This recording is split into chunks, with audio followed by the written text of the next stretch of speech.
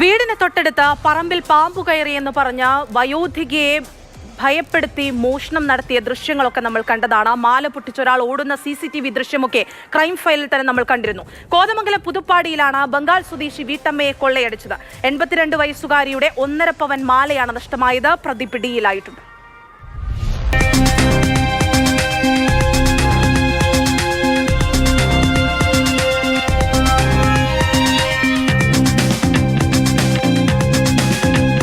ഈ കഴിഞ്ഞ ദിവസമാണ് സംഭവം. പശ്ചിമ ബംഗാൾ മുർഷിദാബാദ് സ്വദേശി ഹസ്മത്ത് എന്ന 27-കാരനാണ് പോലീസിന്റെ പിടിയിലായത്.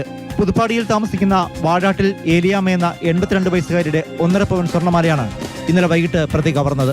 ഏലിയാമ്മയുടെ വീടിന് സമീപം പാമ്പിനെ കണ്ടു എന്ന് പറഞ്ഞ് വയോധികയെ വീട്ടുമുറ്റത്തേക്ക് വിളിച്ചിറക്കി.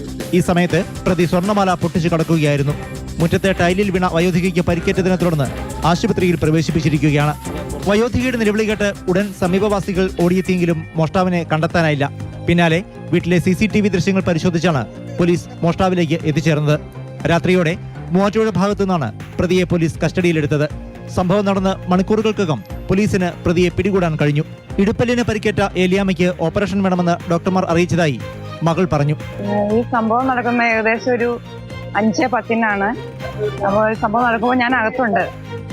പക്ഷെ ഞാൻ അമ്മയുടെ ശബ്ദം കേട്ട് പുറത്തു വന്നപ്പോഴത്തേക്കും പ്രതി ഓടി ഒളിച്ചു. നടു തല്ലിയ വീണത്. ഇപ്പൊ ഇടുപ്പല്ലിന് പൊട്ടലുണ്ട്. ഡോക്ടർ ഓപ്പറേഷനാണ് നിർദ്ദേശിച്ചിരിക്കുന്നത്. പാമ്പിനെ കണ്ടുവന്ന് പ്രതി പറഞ്ഞതിനിടെ ഏലിയാമ്മ ഭയന്നു നിൽക്കുന്നതിനിടെയാണ് ഇയാൾ മാല പൊട്ടിച്ച് കടന്നു കളഞ്ഞത്. പ്രതിയെ ഇന്ന് സംഭവ സ്ഥലത്തെത്തിച്ച് തെളിവെടുത്തു. Inspector PT Bijoy, SI Albin Sunny എന്നിവരുടെ നേതൃത്വത്തിലാണ് കോതമംഗലം പോലീസ് ഹസ്മത്തിനെ പിടികൂടിയത്.